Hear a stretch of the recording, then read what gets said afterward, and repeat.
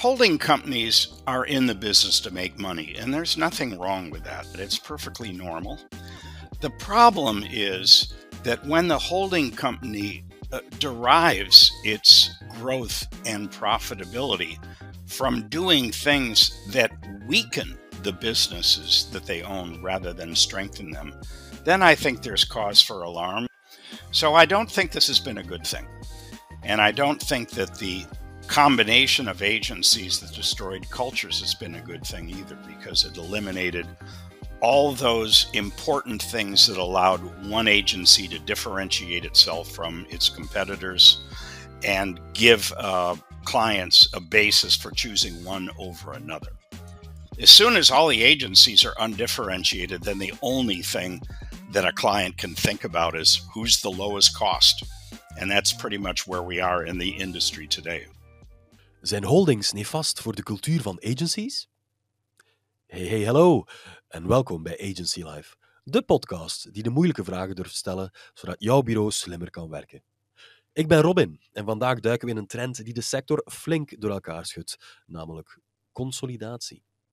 Het belangrijkste nieuws de afgelopen maanden was ongetwijfeld Omnicom's overname van Interpublic Group voor maar liefst $13,25 miljard.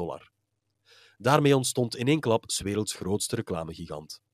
Maar wat zit er nu echt achter die consolidatiedrang? Is het de aanhoudende druk om te digitaliseren, de dreigende invloed van techreuzen, de AI-wapenwedloop of simpelweg klanten die altijd maar meer willen voor minder? En vooral, wat betekent dit allemaal voor bureaus vandaag? Om dat te ontrafelen hebben we een oude bekende uitgenodigd, Michael Farmer, de voorzitter en CEO van Farmer & Co. en auteur van Madison Avenue Manslaughter en Madison Avenue Makeover. Michael is al jaren bijzonder scherp voor de manier waarop holdings creativiteit, winstgevendheid en talent in agencies beïnvloeden. Als je vorig jaar hebt geluisterd, weet je misschien nog dat hij niet 1, maar 2 afleveringen met ons opnam, waarin hij haarfijn uitlegt hoe bureaus vastlopen in prijsvalkuilen en verdrinken in werkdruk. Vandaag is hij terug om te bespreken hoe consolidatie het agency-spel verandert en wat bureauleiders kunnen doen voordat ze buitenspel staan. Welkom bij Agency Life.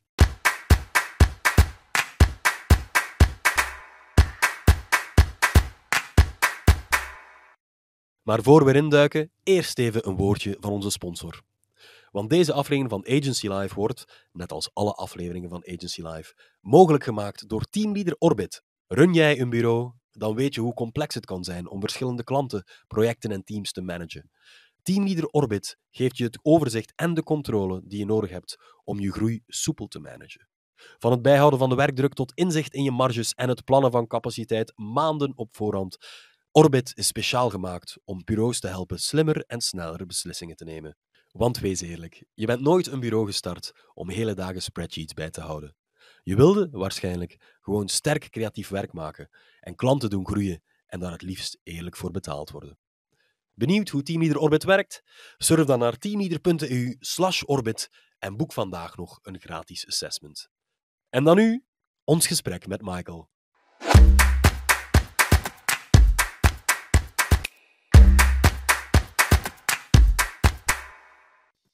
Welcome, Michael, to the podcast. Welcome back, should I say. Well, Robin, thank you for having me here. It's a great pleasure to speak with you always, and I did enjoy our 2 sessions last time we are together. Let's see if we can break some new ground today. Yeah, exactly. We also enjoyed that conversation as well, did our listeners, so let's get cracking. Agency consolidation. We've said the words many times in my intro. It has been a defining trend over the past few years. From your perspective, what's really driving this push? Well, Robin, I think that agency consolidation is another name for cost reduction. And if we look at the history of what holding companies have been doing in the industry since the late 80s, 1986, WPP first acquired J. Walter Thompson, later named JWT. Now the name has disappeared because it's been consolidated with Wunderman, Y&R, and VML. That's been a long time. It's been almost 40 years since holding company, WPP, made its first acquisition, its first major acquisition. Throughout the last 40 years, the holding company playbook has been cost reduction of the agencies that it has acquired over time. And that cost reduction was engaged in order to drive up margins, which in turn would drive up the share price of the holding company and make the C-suite executives very rich, as well as the shareholders. So when we talk about consolidation, which is a newer trend, at WPP, we had a combination of JWT with Wunderman and Y&R with VML. And then those two big entities put together as VML last year. 4 agencies into one. And there have been other consolidations as well. But what it really does is to eliminate a whole layer of top management and the back office support staff that deal with it. So it really is another form of cost reduction, but with major consequences for the cultures that used to exist and used to allow these agencies to differentiate themselves from one another. Of course, when you put together 2 agencies or 3 or 4, you end up eliminating the cultures that made them distinct. And I think one of the problems of consolidation is this loss of culture, which really creates an industry in which the operating units, the ad agencies that exist, are rather undifferentiated from one another. They don't have anything special to say about their histories. I hear you say a lack of culture and undifferentiated as well. You have been specifically outspoken about the impact of holding companies on creativity and profitability. So, exactly how do these holding structures hinder agencies?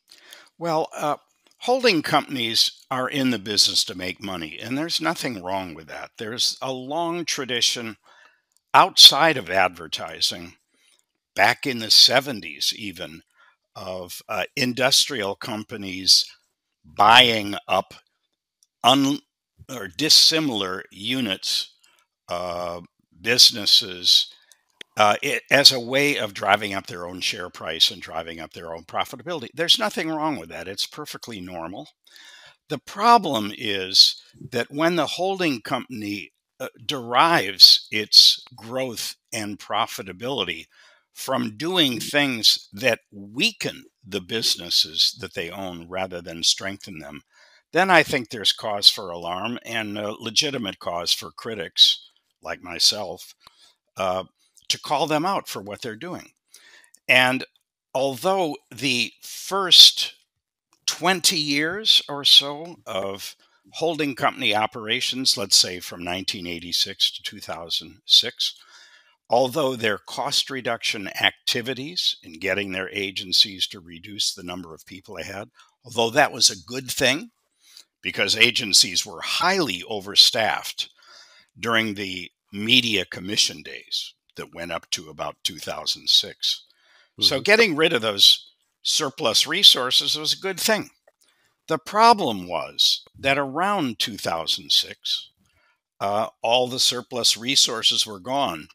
And the holding companies only knew one game to play. They only knew the cost reduction game. So in continuing the program of giving highly aggressive budget targets to their agencies, for which bonuses are attached, in giving them those aggressive targets, they force the agencies to start cutting out muscle rather than fat.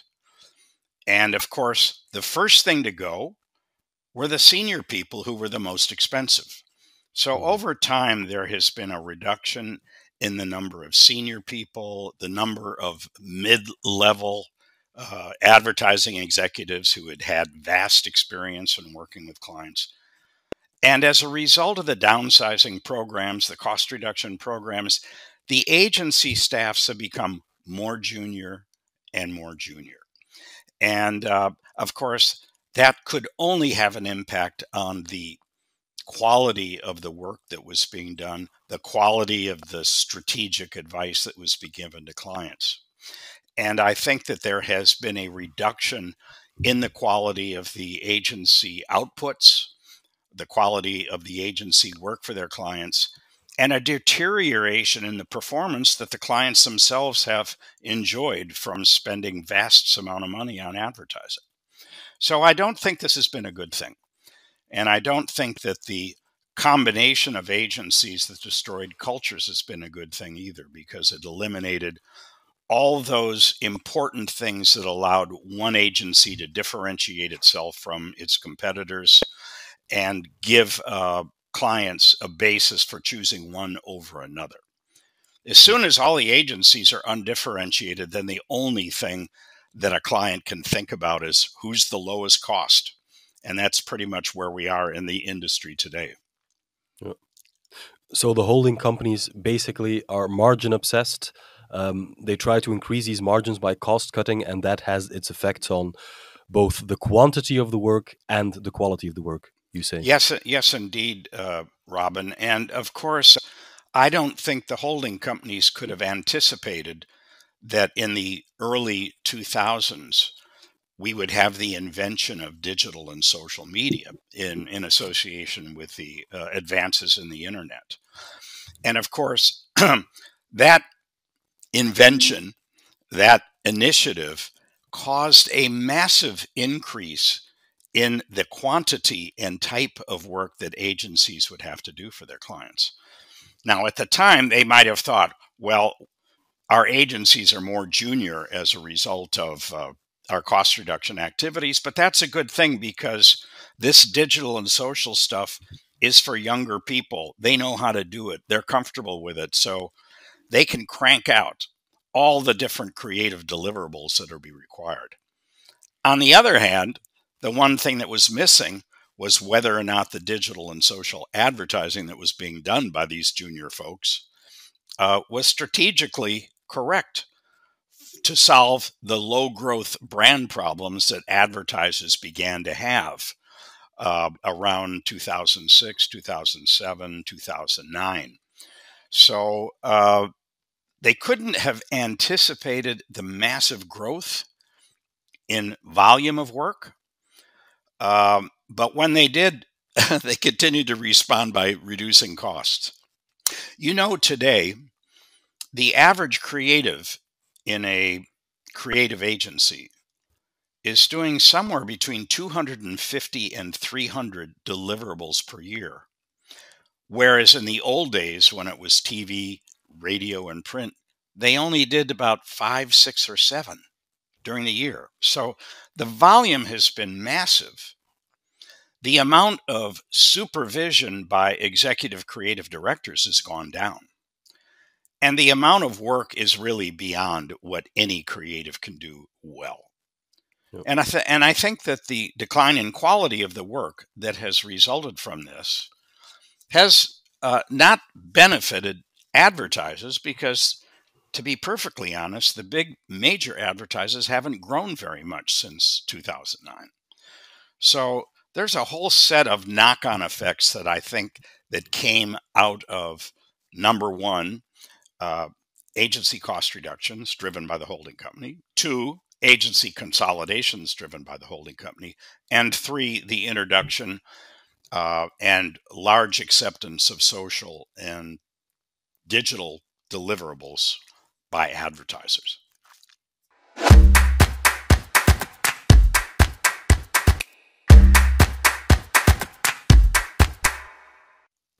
Let's assign some blame here, because are clients actually complicit in this model, or are they just responding to the market pressures themselves? I think the clients are very complicit because I think that they, like the agencies that they hire, were really unsure about what this digital and social advertising world represented for them. What they were told by the people that had the greatest interest in their adopting it, and who were they? Google, Facebook, Amazon, and Apple. They were told that you are going to be able to personalize ads now so that Robin and Kenneth and Michael and Susan and whomever out there will have ads that are personalized, not only for their demographics and their geographical location, but their actual buying preferences based on their income and based on their personal characteristics, which are very highly documented in social media. So I think advertisers were kind of sold this idea that this digital and social thing was going to be very good because of their ability to personalize ads through ad banners, online videos, Facebook posts, and everything else that's involved. Now, whether or not that personalization actually worked is another question. But I think that marketing departments were under enormous pressure to prove that they were good at this, that they understood it, that they were sophisticated, that they were not lagging behind. They were out there at the cutting edge of digital and social and adopting it for, their brands and with their agencies. And I think that they spent more time trying to adjust to doing it. They spent more time doing that than figuring out whether it actually worked and whether it actually would drive improved brand performance. Now, the data, if we look at the publicly available sales data of the largest advertisers in the world, that data tells us that their sales stopped growing in 2009, just about the time that digital and social came in, and their growth rates have been below GDP ever since. So apart from a few sterling performers like Netflix and Apple, for example, and Google and Facebook, most of the big advertisers have had serious growth problems since the adaptation of digital and social media. And I don't know whether it's because the advertising agencies are not doing great work for them, or whether because highly personalized ads that are on websites and on your iPhones or any phone that you use are just simply annoying. And you don't click on in order to buy, you skip over them. So I think that the digital, social, highly personalized advertising still has a case to prove.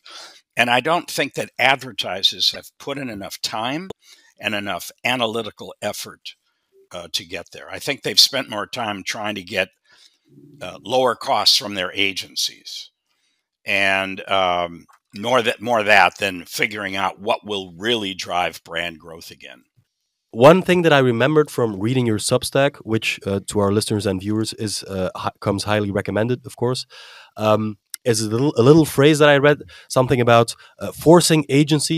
holding companies forcing agencies to chase margins over value.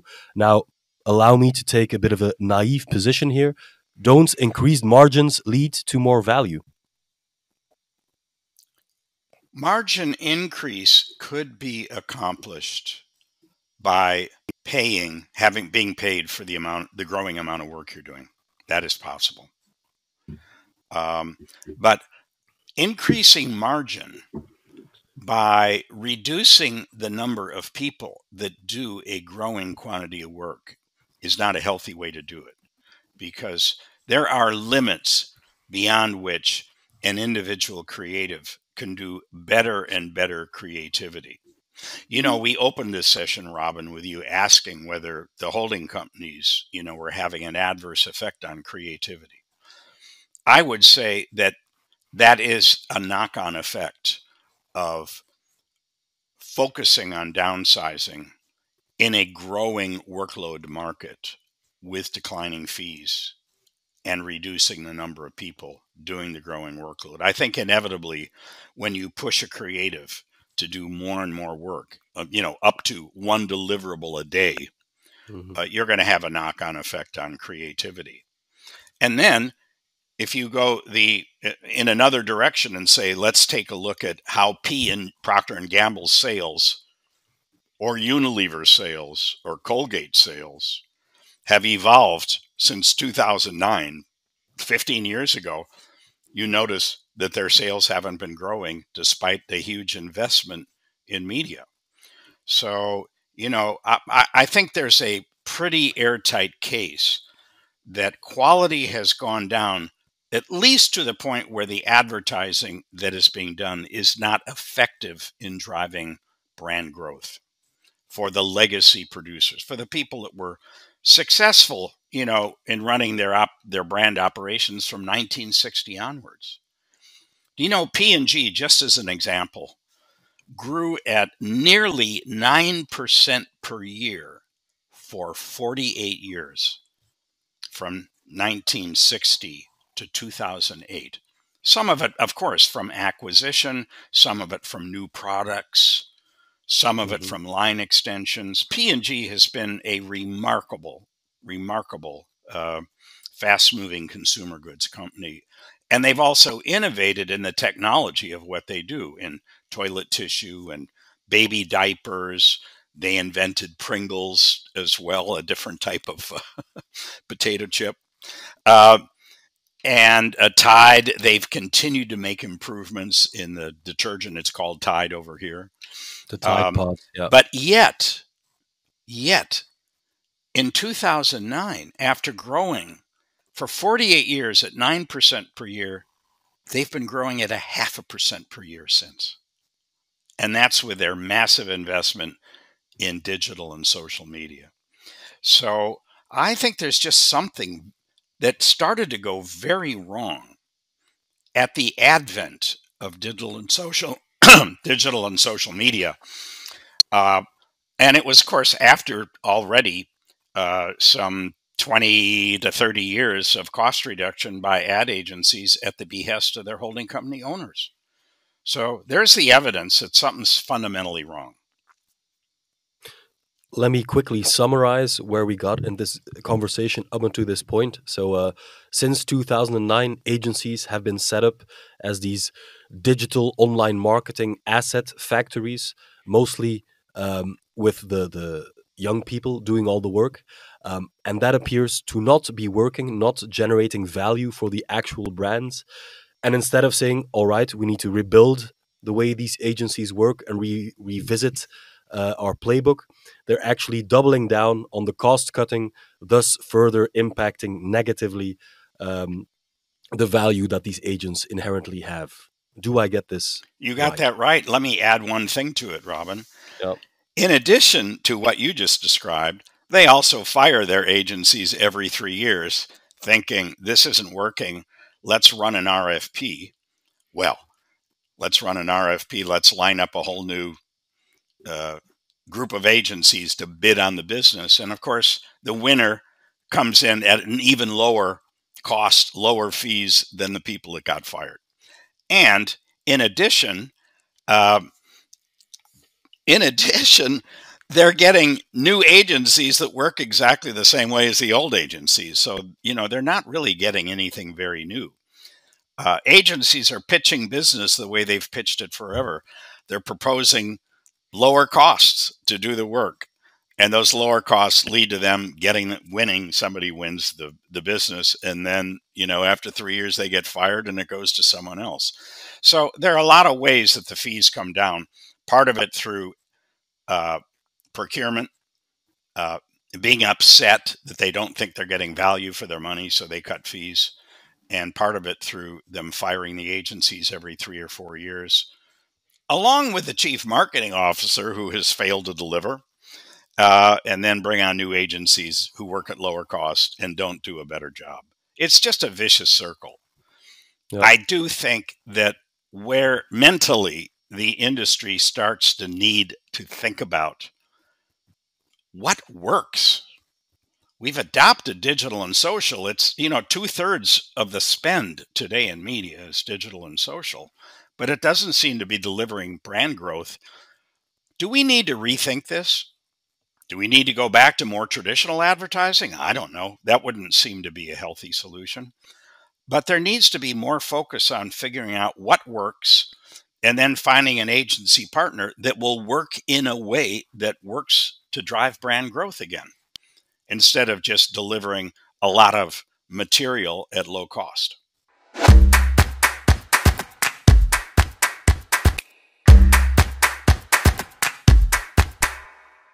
let's talk private equity.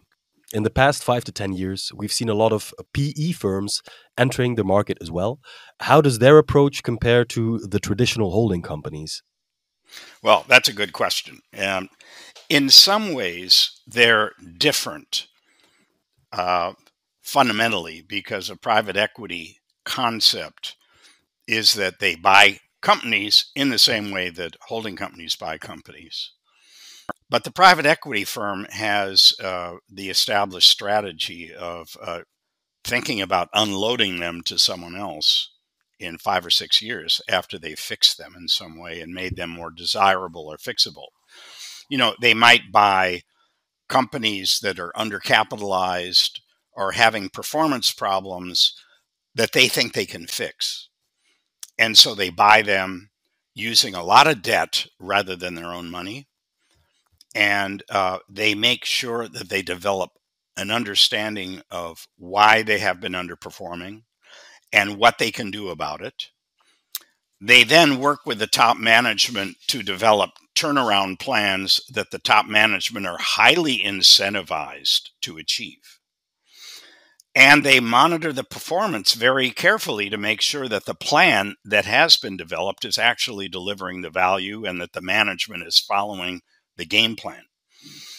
And then in 5 or 6 years, if they're twice the size and more profitable and more viable, they may spin them off, float them, or sell them to someone else, or even have management buy them out. But it is viewed as a transactional thing. They don't buy and hold. That isn't their game. And they're not really using their own money. That's the other thing. And they're really highly engaged with the management. They recognize that it's management's job to turn them around. The private equity firms themselves are not terribly top heavy. So they do rely on management to do the right thing. Let's contrast with a holding company that is presumably buying these companies forever. And they too are buying companies that have problems. Otherwise, they wouldn't be able to buy them cheaply.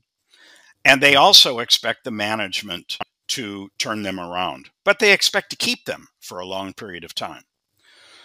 Now, the problem is that the holding companies, as it has evolved, at least in the advertising industry, have been way too lazy and way too passive in that they just said, look, we're going to give them tough budgets that they have to make every year, and it's their problem to figure out how to do it.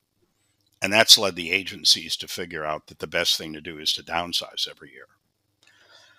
The holding companies only started being activist about 20 years ago when they were, and I'm taking this from really my understanding of WPP, where Sir Martin Sorrell around 2003, seeing that digital and social was coming in, was unhappy that the major agencies, the big ones that he owned, Gray, Ogilvy, J. Walter Thompson, Y&R, etc., that they themselves were not diversifying.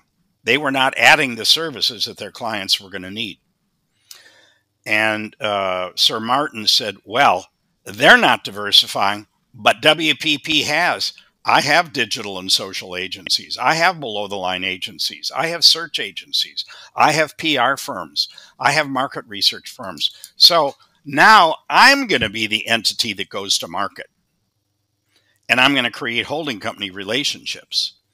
And there has been a very large change in the power structure within the advertising industry, in which now the holding companies are the ones that are going out and answering the RFPs, supported by their agencies. But for the most part, the agencies are not out there on their own anymore. But just because a holding company is out there trying to win business for all its agencies doesn't mean it's doing the right thing, because what they're doing is cutting price even further than the agencies would cut the price.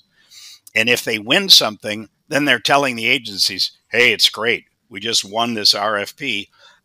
Here's the amount of money we have to play with. And it's so inadequate relative to the amount of work that's going to need to be done that it's only contributed to the problems. A private equity firm would not do that. A private equity firm that owned an agency would expect the agency to go out and get its own business and to operate in a certain way. And I would suspect that the private equity firms that are buying ad agencies are putting in a lot more effort to understand why the agencies underperform so badly.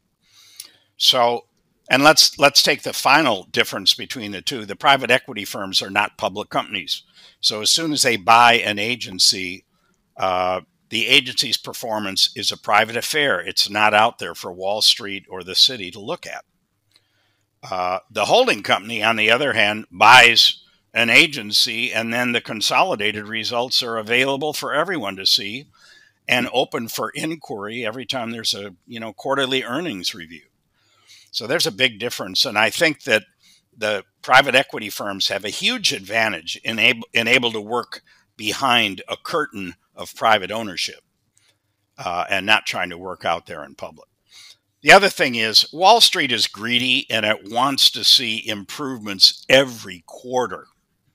Well, the kind of turnaround that a private equity firm is looking at is a 5-year turnaround, not a next quarter turnaround. So I think Wall Street puts a lot of pressure on the holding company to deliver ever improving results every quarter. And the only way they can do that is to slash costs. It takes their eye off of the ball. It takes their eye off of the fact that they should be there trying to create long-term sustainability, not just quarterly earnings improvements. So I think that the holding companies are likely over time to sell off their assets to private equity firms because the holding company model is failing. It really is failing strategically, even if it looks okay from quarter to quarter by Wall Street. Now, Publicis Group is in a kind of different class. They seem to be operating in a different way, and they're growing and they're profitable. But WPP, IPG, Omnicom, Dentsu are not doing well. And when I say the holding company model is failing, those are the folks I'm talking about. So somewhat counterintuitively, perhaps, the profit seeking of private equity could actually be a positive force in the industry. Oh, yes. Listen, there's nothing wrong with seeking profits. Profits are the measure of whether you can charge more than your costs, in order to run a business. But there are good ways and bad ways of making that profit. Slashing people in a talent business, not a good idea.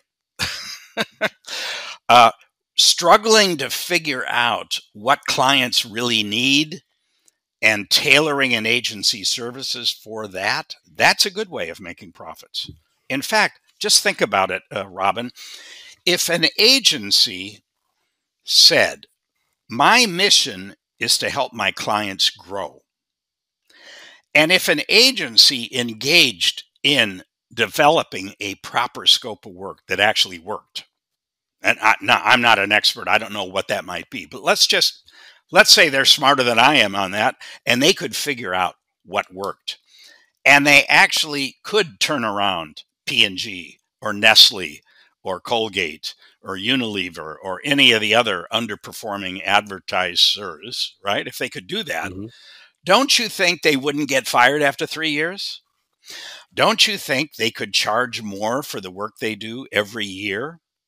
Because the amount that they would charge would be peanuts compared to the value that their clients would get from greater growth. So an improvement of 1% in growth for any of these consumer products is worth tens, if not hundreds of millions of dollars.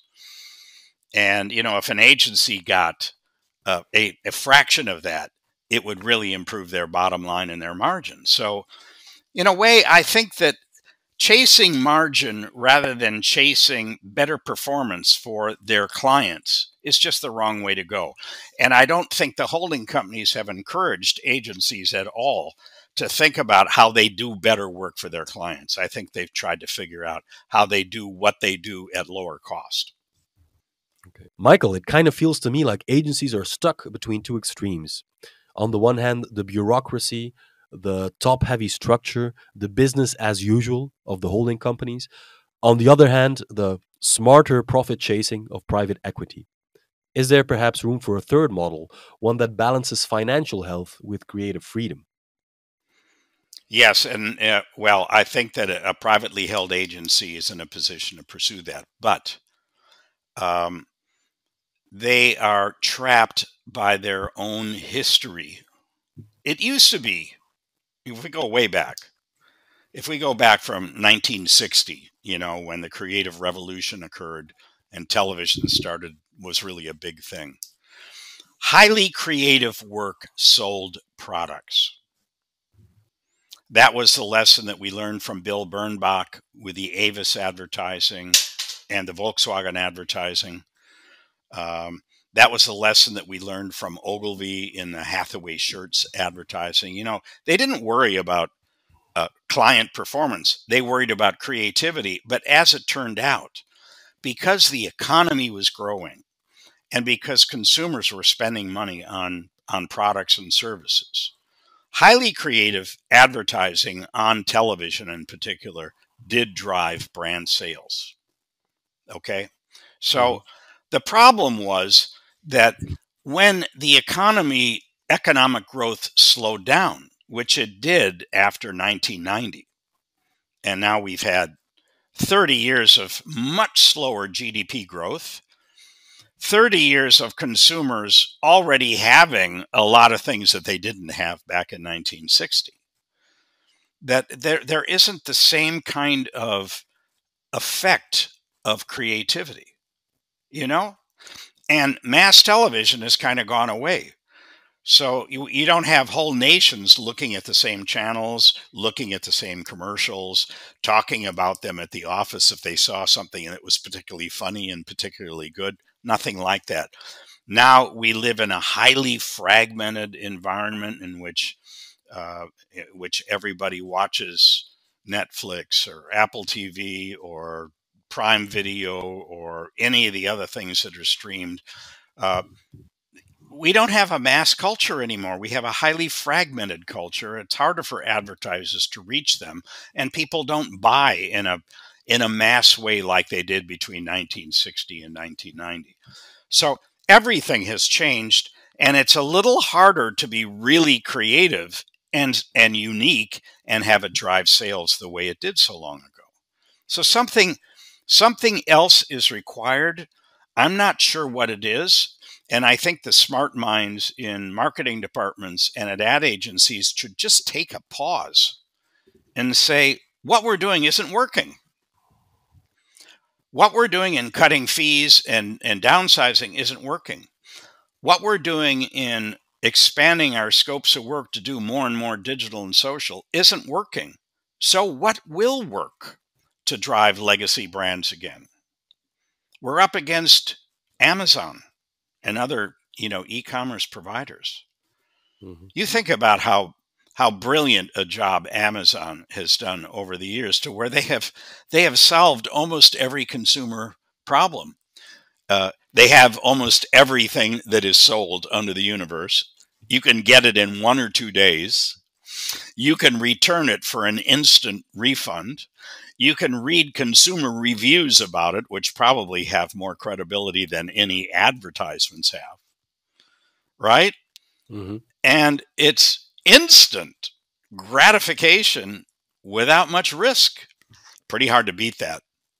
Yep. Really hard to beat that. I have a favorite breakfast cereal, Weetabix, that I learned to, you know, eat when I was living in Europe for 20 years. It's a little harder to get in the US. Guess where I can get it the next day? Amazon. Yep. I can't get it at my local supermarket. But a drone will fly it into your garden Well, in less I than don't have 24 drones hours. yet, but I have people that deliver right to my front doorstep and then take a picture of the fact that the product is there. And if I were to order it today, I would get it tomorrow. And I certainly wouldn't pay the price premium that I might pay if I found it in a health food store or something like that. So that's just a perfect example where Amazon can give me food products too. And I don't even have to leave the comfort of my nice, warm, house here to get it. That solves a lot of problems. And so I can understand why it's difficult for traditional advertisers to sell their products against that type of competition.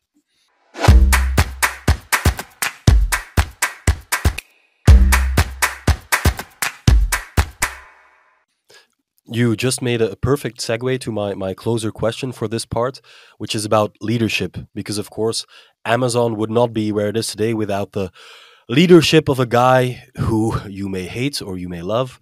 I'm not going to disclose my own position, but who, throughout his leadership and his smarts, did build a fundamentally different company than that was out there. Now, for this discussion, you have praised Publicis for evolving within the holding company model.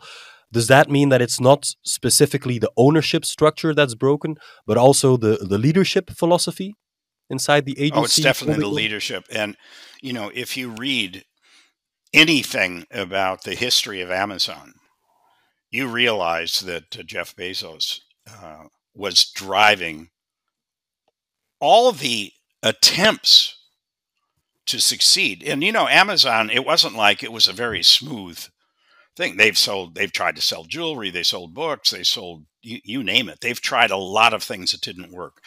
And very often he was fighting his management. His management was much more conservative than he was. I mean, think about the following things. Number one, the innovation where Amazon would basically tell you where you could buy the same products, maybe cheaper, on their website.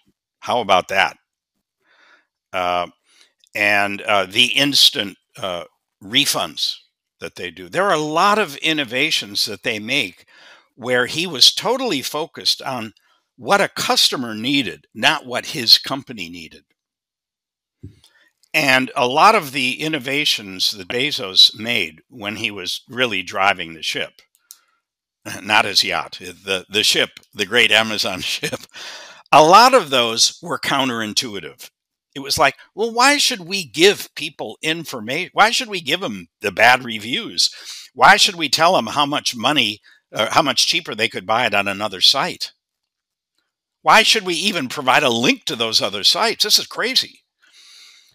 But he was thinking, I'm going to create a very trustworthy site. And I think in many ways, Amazon, under his leadership, and then under the leadership of the people that have succeeded him, they've kind of solved every uncertainty that a customer faces when a customer pulls out his wallet or his credit card to pay for something. There's a lot of uncertainty when you make a purchasing decision. But look at how easy they've made, the returns, even though they probably don't get a very good economic return from that. Now, let's contrast that with a separate issue, Artur Sadoun, who inherited or worked in tandem with Maurice Lévy at Publicis. They had a unique concept. They were not going to both be a combination of center-led, Publicis-led, and independent agencies that could kind of do their own thing. They really decided that they were going to pursue the power of one, and it wasn't going to be all about creativity. It was going to be about creativity plus technology, plus analysis, plus data. And they were going to integrate those together, and they were going to figure out how to do it. And they invested in a platform to do it. But most importantly, I think, they invested in changing the culture to where the people at Saatchi, the people at Leo Burnett, the people at Publicis Group or Publicis USA, the agency, etc., had to think differently. Now, I will say, in all honesty, that I was a critique of what they were doing because I was working with several Publicis agencies at the time, and I could see that this was going to be a takeover of the culture by the holding company. And it looked to me like the same kind of takeover that was going on at WPP. And I was critical of it. I was wrong because Artur Sadoun did it with great seriousness, and great thought and great analysis and great intensity to where he really fundamentally changed the culture. And now I don't think the agencies are very important. You don't hear very much about Saatchi or Leo or Publicis, the ad agency, or any of the others that they own. You hear a lot about Publicis Group because he's created a single company, a single global company out of it with the right strategy. On the other hand, I think WPP, Omnicom, and IPG and Dentsu have not had the same kind of intense leadership. I think that each of those chief executives has spent too much time thinking about Wall Street, thinking about pleasing Wall Street, maybe even thinking about their own remuneration. I don't know. They're all pretty well paid. John Wren at Omnicom makes well over $20 million a year. Philippe Krakowski's been making, I think, about at IPG 11 or 12 million, and he will pocket 50 million if this Omnicom IPG thing goes through. That's too much money, I'm afraid, given the fact that the people running the agencies and doing the work are so underpaid. But, I think that Publicis Group and the other holding companies, there's a big gap between them. And then if we go back to Amazon under Bezos, he did a brilliant job. Now, do I like or admire him as a human being, a very rich human being who's not involved in the business? Who cares what anybody thinks about him or his personal life or his politics? That doesn't matter. You have to evaluate leadership when the leaders are in charge and what they've left in place. And Bezos left in place the world's greatest company for meeting the needs of customers by any stretch of the imagination.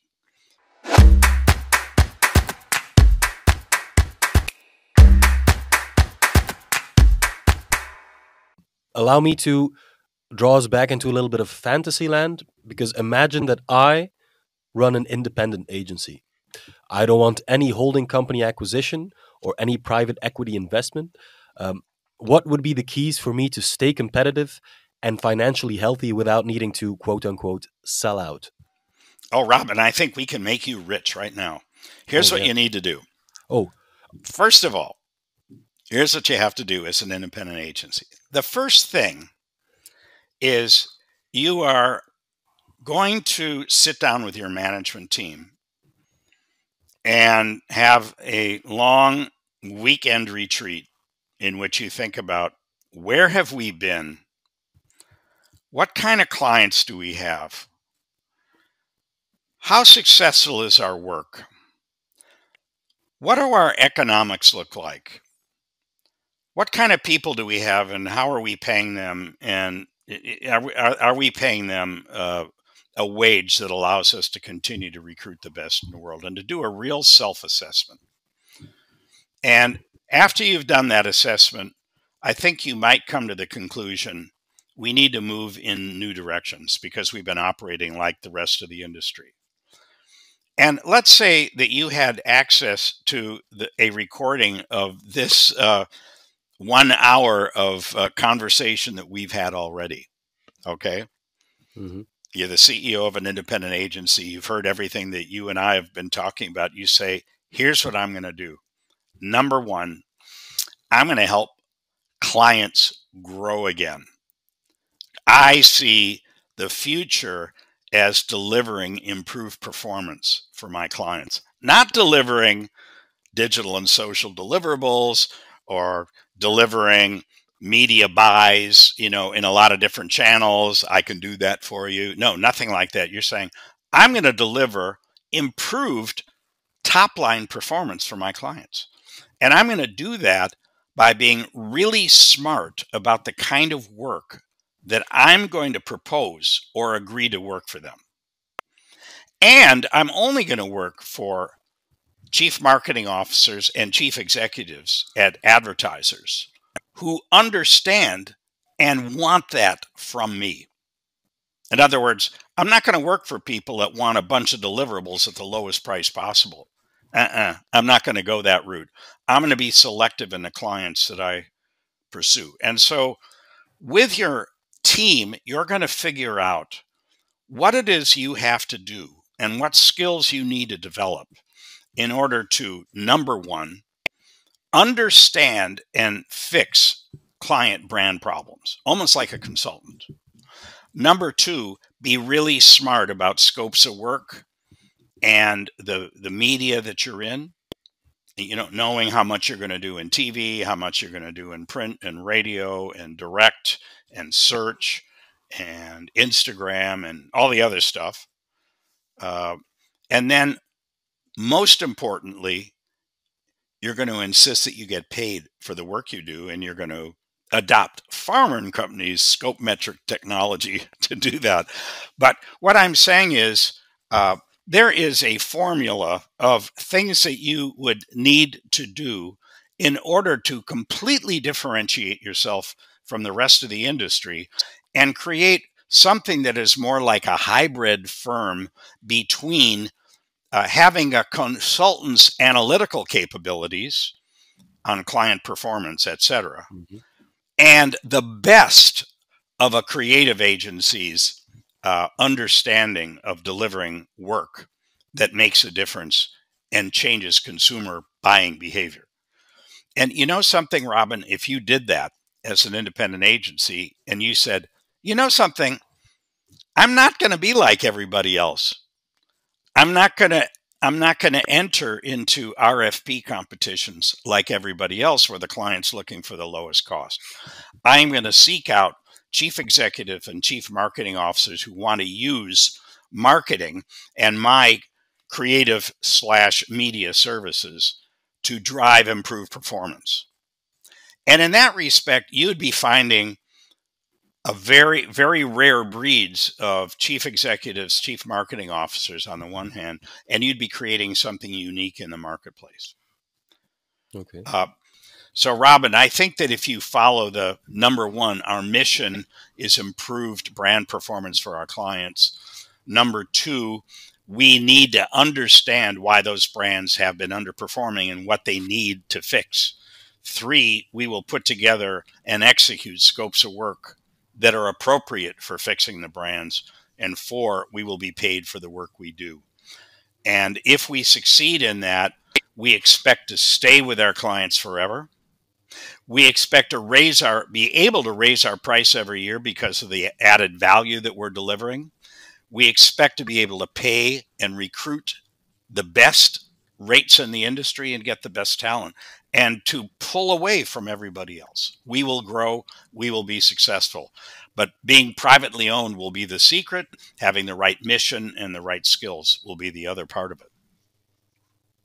You heard it here first. So I'm going to start the world's best creative agency / consultancy. It's going to be called Rare Breed. I will be, of course, involving Mr. Michael Farmer from Farmer and Company to define my scopes of work. It's going to be epic, and we're going to be global leaders. Well, you'll need a media capability, because don't forget, the way things work today, the first thing that happens is people decide what media is appropriate, rather than what creative executions. But I think that it is possible to remerge in your organization or to develop strategic alliances with a media agency so that you are actually ensuring that your clients spend in the right channels and in the right amounts. I have one final question for you, Michael. Okay. Yeah, let's look at it from a different perspective. So for the listener at home, there's a person you can't see in this call. His name is Kenneth. He is the big research man. Let's say he also has an agency, but he wants to sell. What's the one piece of advice you would give somebody like Kenneth? Well, I'm going to say, why do you want to sell? I mean, are you 65 years old and could you sell to your management? Could your management raise the money to buy you out? Do you really want to sell to someone who will take over the management and the running of the company? I mean, the question is, why do you want to do that? But if you're destined to do it, then I think that you probably should be looking for a private equity firm that already has experience in the business and a track record in helping the ongoing management of an agency, to continue to thrive and to grow and to do better work for its clients. But I would not go to a holding company. I would not I would not sell out to anyone that's publicly owned. If you know anything about, the need to generate quarterly earnings, it's going to kill whatever you've developed thus far. So try to keep it within the private realm. Sell it to your management, sell it to private equity. And you're going to assure that it has a better chance of flourishing in the future than if you were to sell it to a company that is publicly owned. I guess we're both going to get rich now, Kenneth, with our respective agencies. Michael, as always, you've given us so much to think about. Thanks for joining us. Well, Robin, it's always a pleasure to talk to you, and you always help our podcast to get to the heart of the matter. And I think it's extremely important for executives today to really understand the nature of their problem. Their problem is their clients aren't growing. Their problem is they're trying to solve pricing problems through cost reductions. And they have misdefined their problems, and therefore they've misdefined their solutions, and they've made things worse for themselves. So I think, if nothing else, Robin, that I hope this podcast helps any of the listeners who are in a leadership positions to understand that they need to rethink the problems that they have. And they are fundamentally price performance on the one hand, and it's the growth performance of their clients, not the fact that they're high cost and they need to reduce their cost. So I think cost reduction is the worst solution for the wrong problem. And I hope that we've chipped away at that today. And I think, Robin, you've done a great job helping us to focus on it. Thank you very much, Michael. Kind words. Please remind our listeners, by the way, where they can find out more about you and your work. Well, I can be reached at mfarmer@farmerandco.com. I publish weekly a Substack article called C-Sweet Blues, C-Sweet Blues, meaning the blues that senior executives have in trying to run their organizations, and I can be reached through that. I write on this particular subject, and I would welcome hearing from anybody. I also have a website, www.farmerandco.com, and would be happy to hear from anyone and to either dispense advice or opinions, or in the best of all worlds, help them from a consulting standpoint to be more successful doing what they're doing and to solve the problems that they encounter. So thanks very much, Robin. Thank you, Michael. And just like that, we've reached the end of this podcast. Don't want to miss a single episode of Agency Life? Then head over to thisisagencylife.com or agencylife.be or agencylife.nl and binge all of our lovely content. You can also subscribe to our bi-weekly newsletter, so each new episode gets dropped into your mailbox immediately. Thanks for listening and watching. See you next time.